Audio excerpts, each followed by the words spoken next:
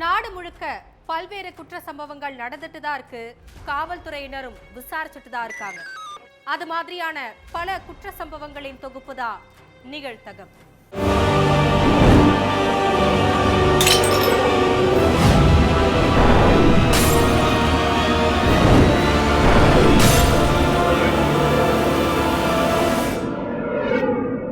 நிகழ்த்தகவு.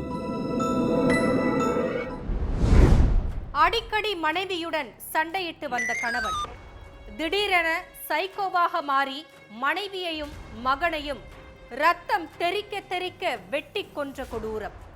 தலைமறைவாக இருந்தவரை கஸ்டடியில் எடுத்து விசாரித்த போலீஸ். கட்டிய மனைவியும் பெற்ற மகனும் கொலை செய்யப்பட்டது ஏன்? பின்னணி என்ன?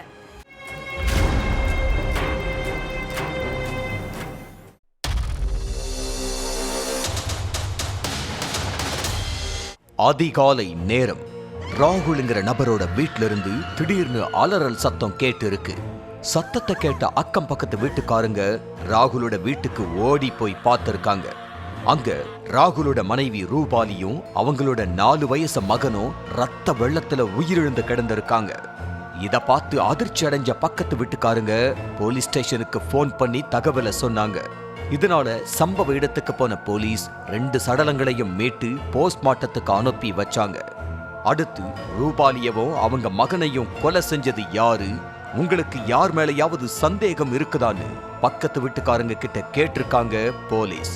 அதுக்கு ராகுலுக்கும் அவங்க மனைவி ரூபாலிக்கும் அடிக்கடி பிரச்சனை வரும், அதனால எங்களுக்கு ராகுல் மேலதான் சந்தேகம் இருக்குதுன்னு சொல்லி இருக்காங்க.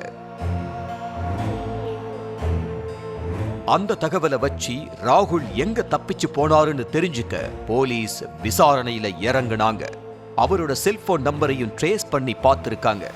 அதுபடி அதே ஏரியாவில் பதுங்கி இருந்த ராகுலை கஸ்டடியில எடுத்து போலீஸ் விசாரிக்க ஆரம்பிச்சாங்க. மகாராஷ்டிரா மெஹ்கர் நகர்ல உள்ள டீச்சர்ஸ் காலனியை சேர்ந்த ராகுலுக்கு ரூபாலிங்கிற மனைவியும் 4 வயசுல ஒரு மகனும் இருந்தாங்க. கல்யாணமான புதுசுல ராகுல் சொந்தமா கார் வச்சு ஓட்டுநரா வேலை பார்த்துட்டு இருந்தாரு. சமீபத்துல குடும்ப கஷ்டம் காரணமா ராகுல் அந்த காரை வித்துட்டுதா சொல்லப்படுது. அதுக்கப்புறம் ராகுலும் வேற எந்த ஒரு வேலைக்கும் போகாம வீட்லயே சும்மா இருந்ததா சொல்லப்படுது.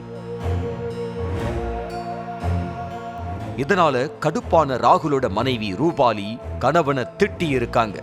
4 வயசுல ஒரு மகன் இருக்கான், ஏதாவது ஒரு வேலைக்கு போனாதானே பையனோட படிப்பு செலவை பார்க்க முடியும். ஆனா எதை பத்தியுமே யோசிக்காம நீங்க வீட்லயே இருக்கிறது நல்லா இல்லைன்னு சொல்லி திட்டி இருக்காங்க. இதுக்கிடையில மனைவி ரூபாலி செல்போனுக்கு அடிக்ட் ஆகியிருக்காங்க. எந்த நேரமும் வாட்ஸ்அப், இன்ஸ்டா, ஃபேஸ்புக்ல ரீல்ஸ் பார்த்துக்கிட்டே இருந்திருக்காங்க. கொஞ்ச நாளைக்கு முன்னாடி ராகுல் வேலை விஷயமா வெளியில போயிட்டு வீட்டுக்கு திரும்பி இருக்காரு. அப்ப ரூபாலி யார்கிட்டயோ போன் பேசிட்டு இருந்ததா சொல்லப்படுது. இதனால ஆத்திரம் அடைஞ்ச கணவன், யார்கிட்ட பேசிக்கிட்டு இருக்க, இப்பெல்லாம் நீ சரியில்லை, உன்னோட நடவடிக்கையில ரொம்ப மாற்றம் இருக்கு, யார் கூடயாவது தொடர்புல இருக்கிறியான்னு கேட்டு இருக்காரு. இத கேட்டு கடுப்பான மனைவி, நான் எங்க அம்மா கூட தான் போன்ல பேசிட்டு இருந்தேன், நீங்க நினைக்கிற மாதிரி எல்லாம் ஒண்ணும் கிடையாது, தேவையில்லாம என் மேல சந்தேகப்படாதீங்கன்னு சொல்லி இருக்காங்க. ஆனா அத நம்பாத கணவன் மனைவியோட செல்போனை பிடுங்கி எல்லாத்தையும் செக் பண்ணி மனைவிய போட்டு சித்திரவதை பண்ணி இருக்காரு. இதனால கணவன் மனைவிக்கிடையில பயங்கர பிரச்சனை ஏற்பட்டு இருக்கு. கணவனோட பேச்ச கேட்டு ஆத்திரம் அடைஞ்ச மனைவி, வேலை வெட்டிக்கு போகாத நீ இனிமே என்ன கேள்வி கேட்கிற வேலைய வச்சுக்காத, இன்னும் 1 மாசத்துக்குள்ள ஏதாவது ஒரு வேலைக்கு போ, அப்படி இல்லைன்னா என் மகனை கூட்டிக்கிட்டு எங்க அம்மா வீட்டுக்கு போயிருவேன்னு சொல்லி இருக்காங்க. இதனால மனைவி ரூபாலிய ராகுல் சரமாரியா அடிச்சிருக்கான். அடுத்து வீட்டுக்கு வெளியில கிடந்த கோடாரியை எடுத்துட்டு வந்த ராகுல் மனைவி ரூபாலியோட முகத்திலையும் வயிற்றிலையும் வெட்டி இருக்கான். இதுல சம்பவ இடத்திலேயே சுருண்டு விழுந்த ரூபாலி ரத்த வெள்ளத்துல துடிதுடிச்சு உயிரிழந்துட்டாங்க. மனைவி ரத்த வெள்ளத்துல கிடந்ததை பார்த்து சைக்கோவான ராகுல் தன்னோட 4 வயசு மகனையும் கோடாரியால வெட்டி கொன்னுட்டு அங்கிருந்து தப்பிச்சு போயிட்டான். ஆனா செல்போன் நம்பரை ட்ரேஸ் பண்ணி ராகுலை கண்டுபிடிச்ச போலீசார் அவனை அரெஸ்ட் பண்ணி கம்பி எண்ண வச்சிருக்காங்க. நடந்து சென்று கொண்டிருந்த வடமாநில இளைஞர் தனது நண்பருடன் சேர்ந்து வடமாநில இளைஞரை அடித்துக் கொன்ற ஆட்டோ டிரைவர். அடித்த அடியில் அடுத்த சில மணி நேரங்களிலேயே வடமாநில இளைஞர் உயிரிழப்பு. வடமாநில இளைஞரை ஆட்டோ டிரைவர் அடித்துக் கொன்றது ஏன்? வடமாநில இளைஞருக்கும் ஆட்டோ டிரைவருக்கும் என்ன முன்விரோதம்? பின்னணி என்ன?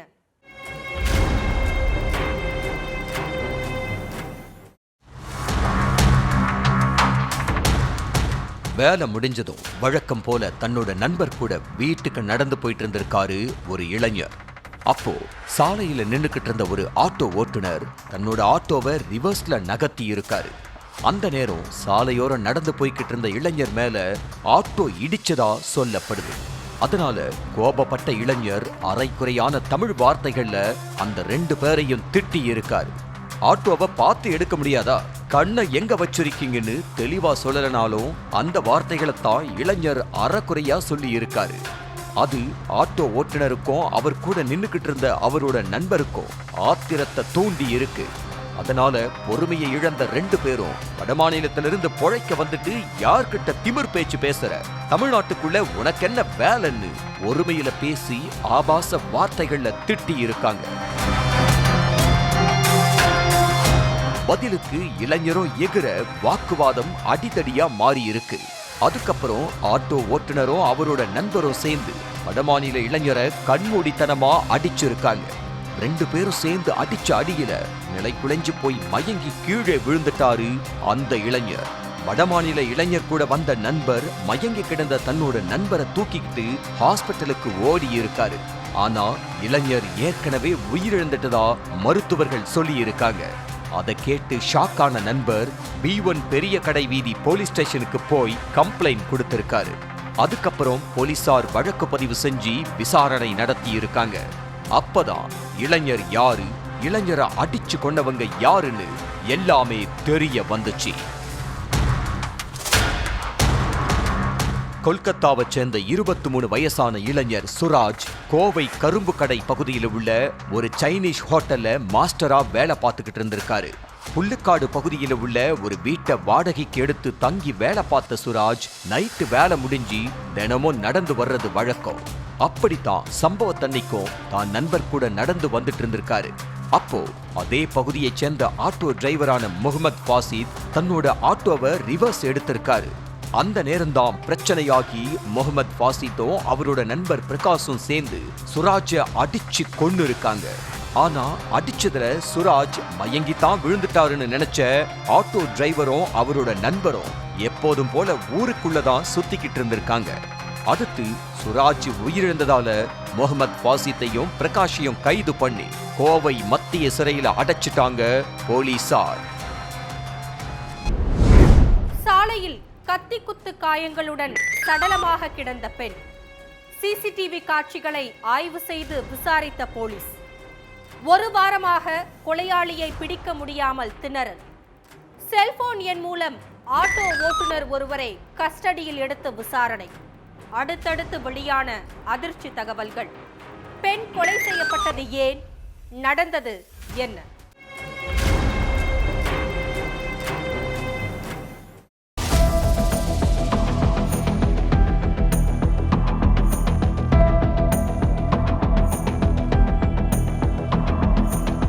டிசம்பர் 24ஆம் தேதி நைட்டு நேரத்துல வாக்கிங் போன அமினாபி ரொம்ப நேரமாகியும் வீடு திரும்பல.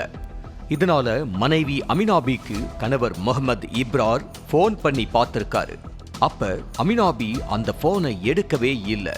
முகமது இப்ரார் தன்னோட மனைவியை தேடி பல இடங்கள்ல அலைஞ்சிருக்காரு. அப்ப மறுநாள் காலையில PWD சாலையில கத்தி குத்து காயங்களோட அமினாபி ரத்த வெள்ளத்துல உயிரிழந்து கிடந்திருக்காங்க. இந்த விஷயத்தை கேள்விப்பட்டு ஸ்பாட்டுக்கு வந்த போலீஸ் சடலத்தை மீட்டு போஸ்ட்மார்ட்டத்துக்கு அனுப்பி வச்சாங்க.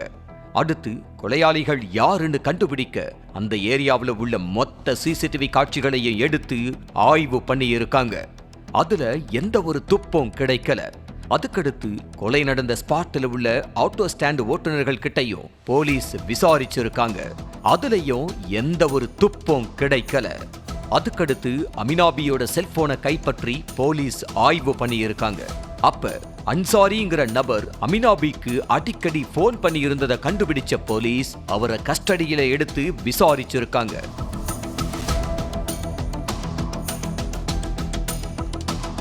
மும்பை காட்கோபர் பகுதியைச் சேர்ந்த அமினாபியும் ஆட்டோ ஓட்டுநரான அன்சாரியோட மனைவியும் க்ளோஸ் ஃப்ரெண்ட்ஸ். அமினாபியோட குடும்பம் ரொம்ப ஏழ்மை நிலையில இருந்திருக்கு.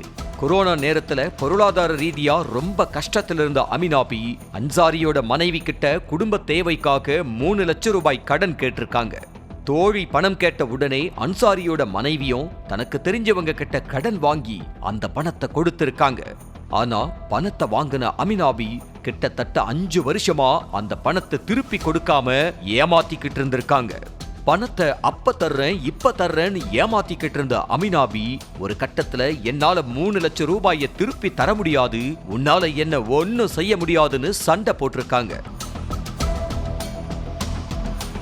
அதுக்கு அன்சாரியும் அவங்க மனைவியும், நாங்களே இன்னொருத்தங்க கிட்ட இருந்து கடனை வாங்கி பணத்தை கொடுத்தோம், இப்ப நீங்க அந்த பணத்தை கொடுக்கலனா அவங்க எங்க மேல போலீஸ் ஸ்டேஷன்ல கம்ப்ளைண்ட் பண்ணிடுவாங்க. அதே மாதிரி எங்க மகளுக்கு உடல்நிலை சரியில்லாம ஹாஸ்பிட்டல்ல அட்மிட் பண்ணியிருக்கோம், இந்த நேரத்துல நீங்க பணம் கொடுத்து ஹெல்ப் பண்ணா கொஞ்சம் நல்லா இருக்கும்னு கேட்டிருக்காங்க. ஆனா அத காது கொடுத்து கூட கேட்காத அமினாபி, உங்க மகளுக்கு என்ன ஆனா எனக்கு என்ன, இனிமே பணத்தை கேட்டு நீங்க என்ன டார்ச்சர் பண்ணனா ஆளை வச்சு உன்னை போட்டு தள்ளிடுவேன்னு மிரட்டி இருக்காங்க. இதனால கடும் கோபமான அன்சாரி அமினாபியை கொலை செய்ய திட்டம் போட்டிருக்காரு. அமினாபி எப்பெல்லாம் வீட்டை விட்டு வெளியில தனியா வர்றாங்க, எங்கெல்லாம் தனியா போறாங்கன்னு எல்லாத்தையும் நோட் பண்ணிட்டு இருந்திருக்காரு அன்சாரி.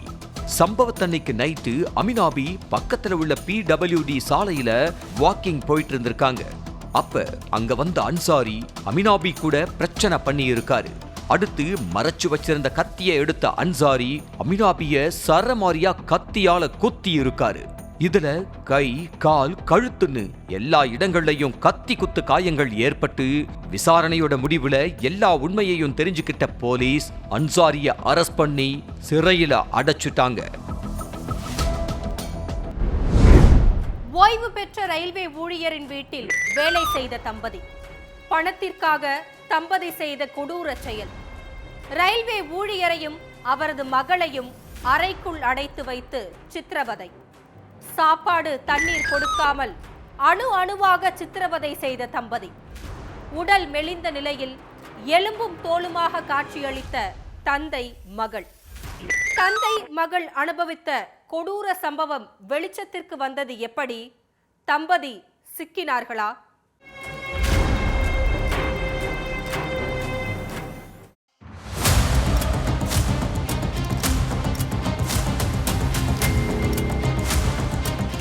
நண்பகல் நேரம். அமர் சிங்ங்கிற நபர் தன்னோட அண்ணன் ஓம் பிரகாஷை பார்க்க அவங்க வீட்டுக்கு போயிருக்காங்க. அப்ப அமர் சிங்க வீட்டு வாசல்லையே தடுத்து நிறுத்தின ராம் பிரகாஷ் ரமாதேவி தம்பதி, உங்க அண்ணனுக்கு உங்களை பார்க்க விருப்பம் இல்ல, அதனால இடத்தை காலி பண்ணுங்கன்னு சொல்லி இருக்காங்க. இதனால கடுப்பான அமர் சிங், நான் எப்ப வந்தாலும் நீங்க இதைத்தான் சொல்றீங்க, இன்னைக்கு எங்க அண்ணனை பார்க்காம போக மாட்டேன்னு சொல்லி 2 பேரையும் தள்ளி விட்டுட்டு வீட்டுக்குள்ள போய் இருக்காரு. அப்ப வீட்டுக்குள்ள எங்க தேடியும் ஓம் பிரகாஷ காணல. அதுக்கடுத்து ரொம்ப தூசி படிஞ்சிருந்த ஒரு அறையை திறந்து பார்த்திருக்காரு அமர் சிங். அப்ப அந்த அறையே ரொம்ப இருட்டா இருந்திருக்கு. அதுக்குள்ள உடல் மெலிந்து போன நிலையில ஓம் பிரகாஷும் நிர்வாணமான நிலையில அவங்க மகள் ரஷ்மியும் இருந்திருக்காங்க. இத பார்த்து அதிர்ச்சி அடைந்த அமர் சிங், எங்க அண்ணனுக்கும் மகளுக்கும் என்ன ஆச்சுன்னு அந்த தம்பதி கிட்ட கேட்டிருக்காரு. அதுக்கடுத்து அக்கம் பக்கத்துல உள்ளவங்களை உதவிக்கு கூப்பிட்ட அமர் சிங் ஓம் பிரகாஷையும் அவங்க மகளையும் கூட்டிக்கிட்டு பக்கத்துல உள்ள மருத்துவமனைக்கு போய் இருக்காங்க. அங்க ஓம் பிரகாஷ் உயிரிழந்துட்டதா சொல்லிட்டாங்க. ரஷ்மி தீவிர சிகிச்சை பிரிவில் அனுமதிக்கப்பட்டிருக்காங்க.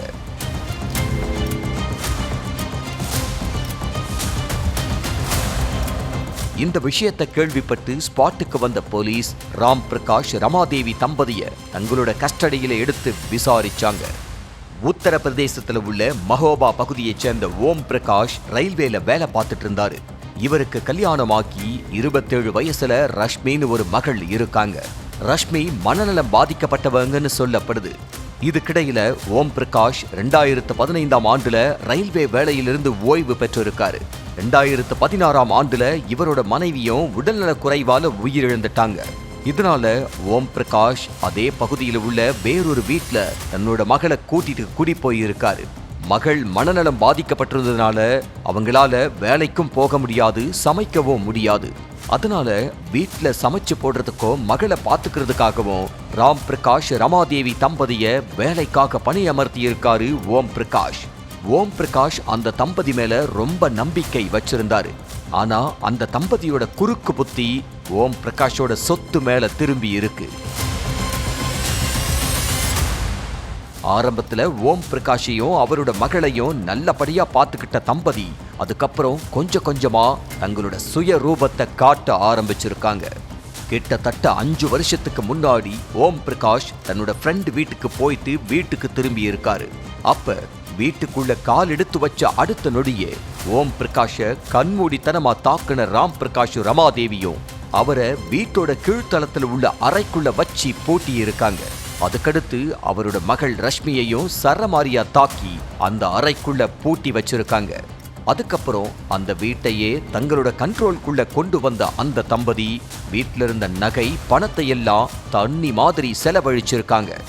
ஓம் பிரகாஷுக்கும் அவரோட மகளுக்கும் ஒரு நாளைக்கு ஒரு வேளை தான் சாப்பாடு கொடுப்பாங்களாம். கதவை திறந்தா 2 பேரும் தப்பிச்சிருவாங்கன்னு நினைச்சு தம்பதி அவங்களுக்கு அந்த அறையில உள்ள ஜன்னல் வழியா சாப்பாடு கொடுத்துட்டு இருந்திருக்காங்க. இந்த தம்பதியோட நடவடிக்கையை பார்த்து நொந்து போன ஓம் பிரகாஷ், எதுக்கு எங்களை இந்த மாதிரி பண்றீங்க? உங்களுக்கு என்னோட பணம் நகைன்னு எல்லாத்தையும் கொடுத்துடுறேன், என் சொத்து கூட உங்களுக்கு தந்துடுறேன், ஆனா என்னையும் என்னோட மகளையும் மட்டும் விட்டுருங்கன்னு கெஞ்சி இருக்காரு. ஆனா அத காது கொடுத்து கூட கேட்காத அந்த தம்பதி, உங்களை வெளியில விட்டா நீங்க எங்க 2 பேரையும் மாட்டி விட்டுருவீங்கன்னு சொல்லி இருக்காங்க.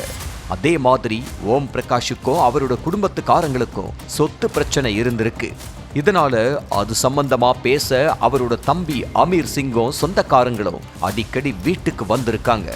ஆனா அவங்கள வீட்டு வாசலையே தடுத்து நிறுத்தின தம்பதி ஓம் பிரகாஷுக்கு உங்க மூஞ்சில முழிக்கவே விருப்பம் இல்லைன்னு, இனிமே இங்க வரக்கூடாதுன்னு ஸ்ட்ரிக்டா சொல்லிட்டாருன்னு பொய் சொல்லி இருக்காங்க. இப்படியே 5 வருஷம் ஓடி இருக்கு. கடைசி 1 மாசமா ஓம் பிரகாஷுக்கும் அவரோட பொண்ணுக்கும் சுத்தமா சாப்பாடு தண்ணி கொடுக்காம ரொம்ப சித்திரவதை பண்ணி இருக்காங்க. இதனால பசி தாங்க முடியாம 2 பேரோட உடம்பும் மெலிஞ்சு போய் சதை இல்லாம எலும்பும் தோலுமா இருந்திருக்கு. இதுக்கிடையில ஓம் பிரகாஷ பார்த்தே ஆகணும்னு அவரோட தம்பி அமர் சிங் வீட்டுக்கு போய் அந்த தம்பதி கிட்ட சண்டை போட்டு உள்ள போய் இருக்காரு. அதுலதான் இந்த உண்மை வெளிச்சத்துக்கு வந்திருக்கு. ஓம் பிரகாஷ் பேச்சு மூச்சில்லாம இருந்திருக்காரு. ரஷ்மி நிர்வாணமான நிலையில உடல் மெலிந்து போய் 80 வயசு மூதாட்டி மாதிரி இருந்திருக்காங்க. இத பார்த்து அதிர்ச்சியான அமீர் சிங் 2 பேரையும் மீட்டு ஹாஸ்பிட்டலுக்கு அனுப்பி வச்சாங்க. அங்க ஓம் பிரகாஷ் உயிரிழந்துட்டதா டாக்டர் சொல்லிட்டாங்க. ரஷ்மி தீவிர சிகிச்சை பிரிவுல அனுமதிக்கப்பட்டிருக்காங்க.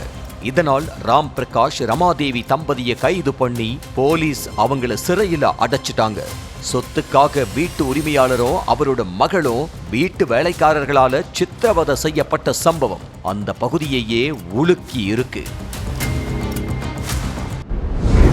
ஒரே நேரத்தில் 13 அரசு ஊழியர்களின் வீடுகளில் நகைகள் மற்றும் பணம் கொள்ளை. அடுத்தடுத்த வீடுகளை குறிவைத்து நேக்காக கொள்ளை சம்பவத்தை அரங்கேற்றிய 3 பேர். வடமாநிலத்தை சேர்ந்த 3 பேரை துப்பாக்கியால் சுட்டு பிடித்த போலீசார். தற்போது கொள்ளையர்கள் மீது பாய்ந்துள்ள குண்டர் சட்டம். கடந்த மாதம் நிகழ்ந்த கொள்ளை சம்பவத்தின் பின்னணி என்ன?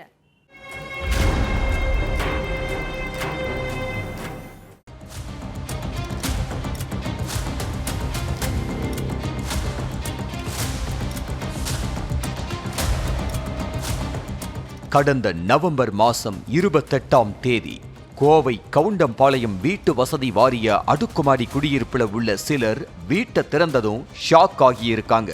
காரணம், பீரோவுல உள்ள லாக்கரை உடைச்சி நகை பணம் கொள்ளையடிக்கப்பட்டிருக்கு.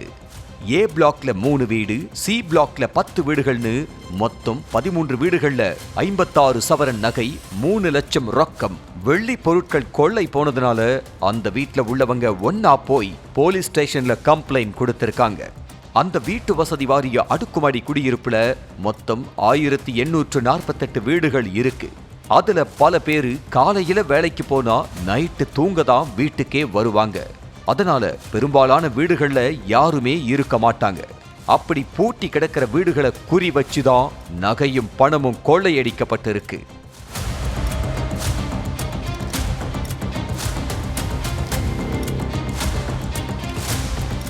இந்த கொள்ளை சம்பவம் தொடர்பா வழக்கு பதிவு பண்ணி விசாரணையில இறங்கின போலீசார் வீட்டு வசதி வாரிய அடுக்குமாடி குடியிருப்பு பகுதிகளில் உள்ள எல்லா சிசிடிவி கேமரா பதிவுகளையும் செக் பண்ணி இருக்காங்க. அதுல 3 பேரு ஆட்டோவுல வந்து இறங்குறதும் அதுக்கப்புறம் கொள்ளையடிச்சிட்டு சாதாரண குடியிருப்பு வாசி மாதிரி அலட்டிக்காம நடந்து போற காட்சியும் பதிவாகி இருந்துச்சு.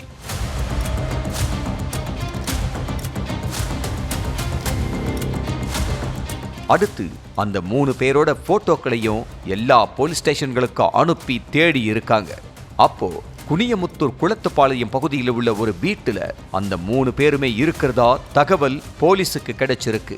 அடுத்து அங்க போன போலீசார் உத்தரப்பிரதேச மாநிலம் மஜித்புரா பகுதியைச் சேர்ந்த ஆசிக், இர்ஃபான், கல்லு 3 பேரையும் சுத்தி வளைச்சிருக்காங்க. ஆனா அந்த 3 பேரும் தலைமை காவலர் பார்த்திபனை அரிவாளால வெட்டிட்டு தப்பி ஓடி இருக்காங்க. அப்போ துப்பாக்கியால சுட்டு 3 பேரையும் பிடிச்சிருக்காங்க போலீசார். அதுக்கப்புறம் கோவை அரசு மருத்துவமனையில 3 பேரும் சிகிச்சையில அனுமதிக்கப்பட்டிருந்தாங்க. அதுல ஆசிக்கு சிகிச்சை பலன் இல்லாம உயிரிழந்துட்டாரு. அதுக்கப்புறம் மத்த 2 பேரையும் சிகிச்சை முடிஞ்சதும் போலீசார் சிறையில அடைச்சிட்டாங்க. இதுக்கு மத்தியில அந்த 2 பேர் மேலையும் குண்டர் சட்டம் பாஞ்சிருக்கு. ஒவ்வொரு குற்றங்களின் முடிவும் சட்டத்தின் கையில். விசாரணை தொடரும். பார்க்கலாம் அடுத்த நிகழ்தகவில்.